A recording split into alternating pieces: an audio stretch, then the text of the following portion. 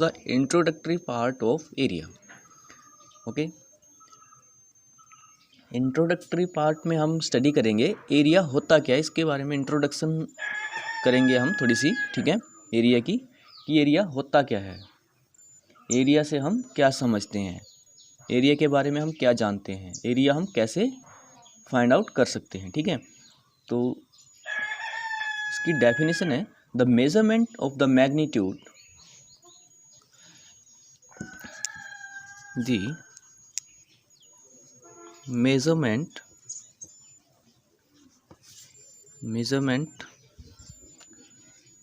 of the magnitude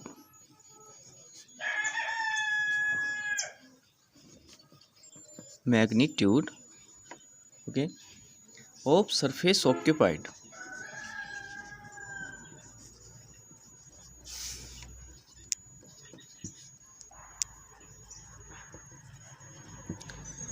the measurement of the magnitude of surface occupied by a figure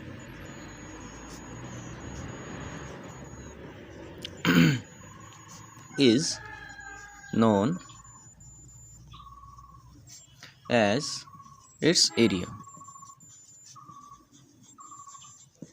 Okay, कहने का मतलब है the measurement of the magnitude of surface, ठीक है, surface occupied, जो भी फिगर है उसमें उस फिगर ने जो सरफेस ऑक्यूपाइड किया हुआ है, ठीक है, जैसे हमारे पास ये स्क्वायर है, ठीक है, इसने कितना एरिया जो है वो ऑक्यूपाइड किया हुआ है, एरिया या सॉरी सरफेस क्या होती है, कोई भी प्लेस, ठीक है, जैसे ये हमारे पास एक पेज है, ठीक है, इस पेज में हमने एक स्क्वायर रख दिया, ये ठीक है, स्क्वायर बना दिया, तो इस स्क्वायर ने इस पेज का जितना सरफेस कवर किया, ठीक है, ऑक्यूपाइड मीन्स कवर करना या किसी चीज़ को या किसी जगह को घेरना, ठीक है, इस पेज की ये सारी जगह है, इसको क्या किया है इस स्क्वायर ने घेर लिया है, तो ये सारी की सारी इस पेज में इस स्क्वायर ने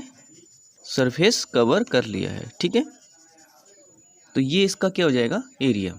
इसके बाद नेक्स्ट हमारे पास है सर्कल। अब सर्कुलर फिगर भी तो कहीं ना कहीं एरिया कवर करेगी या ऑक्यूपाइड करेगी सरफेस को। तो देखिए इस पेज में इस सर्कल ने जितना ये सर्कल है उतना ही इसने एरिया इस पेज में कवर कर लिया, ठीक है, ये सरफेस कवर कर लिया। तो जो ये सरफेस कवर किया इस सरफेस को हम बोलेंगे एरिया ऑफ द सर्कल, ठीक है, ओके। सिमिलरली इन रेक्टेंगल, तो रेक्टेंगल में भी जितना हम इस रेक्टेंगल ने सरफेस कवर किया होगा उस सरफेस को क्या बोलेंगे एरिया ऑफ रेक्टेंगल, ओके। ये अब हम मेजरमेंट ऑफ एरिया के बारे में स्टडी करेंगे कि how to measure the area, okay, मतलब किसी भी सरफेस का एरिया हम फाइंड आउट कैसे करेंगे उसके बारे में हम स्टडी करेंगे। तो हमारे पास बहुत सारी फिगर्स हैं, जैसे स्क्वायर है, सर्कल है, रेक्टेंगल है, पैरेललोग्राम है, ऐसे बहुत सारे हमारे पास, फिर हमारे पास ट्रायंगल है, तो इन सब के हम एरिया को कैसे फाइंड आउट कर सकते हैं, ठीक है, या हम सर्कुलर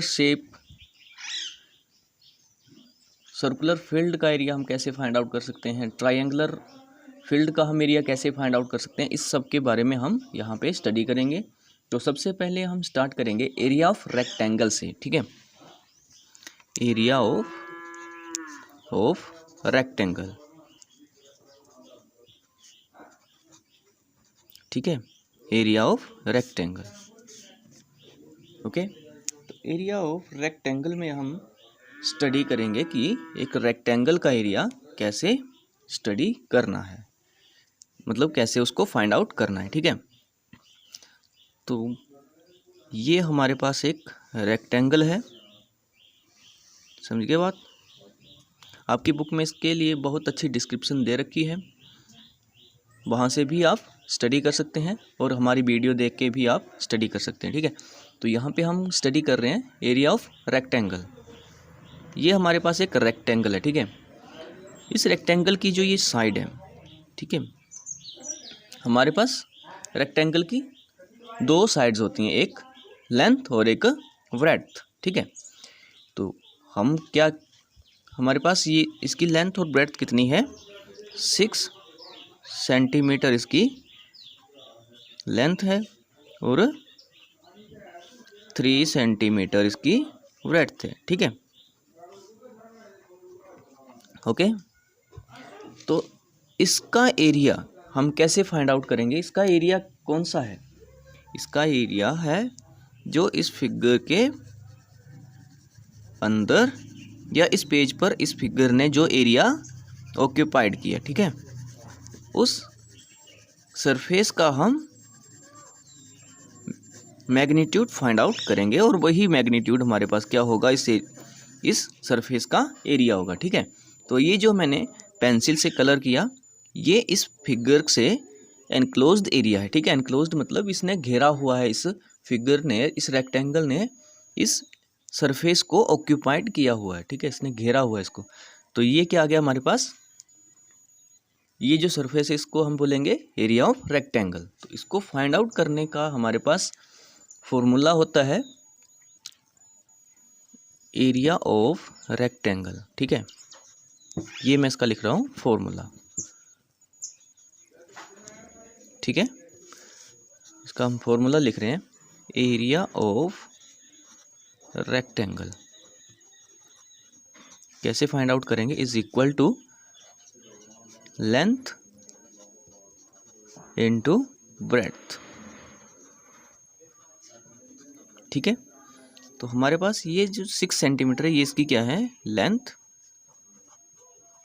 ठीक है, और ये है हमारे पास 3 सेंटीमीटर की ब्रेड्थ, ठीक है।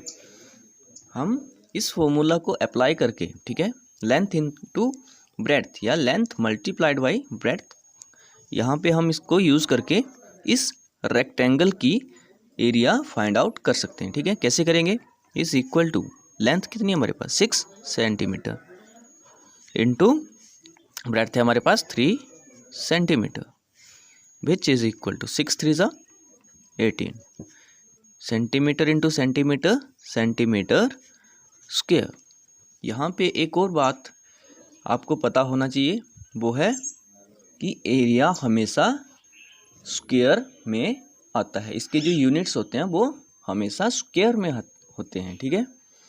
जैसे सेंटीमीटर तो सेंटीमीटर स्क्वायर, मीटर है तो मीटर स्क्वायर, किलोमीटर है तो किलोमीटर स्क्वायर, मिलीमीटर है तो मिलीमीटर स्क्वायर, ओके। तो जो भी इसका यूनिट होगा वो कैसे आएगा, एरिया का यूनिट स्क्वायर में आएगा, ठीक है। क्यों, क्योंकि यहाँ पे हम इसकी दो जो मैग्नीट्यूड्स हैं उनको कंसीडर करते हैं, ठीक है। रेक्टेंगल है तो यहाँ पे भी, ठीक है, तो ऐसे इसका एरिया क्या आएगा, स्क्वायर में आएगा। क्यों, क्योंकि हम 2 साइड्स को कंसीडर कर रहे हैं और 2 साइड्स को ही मल्टीप्लाई कर रहे हैं, ठीक है।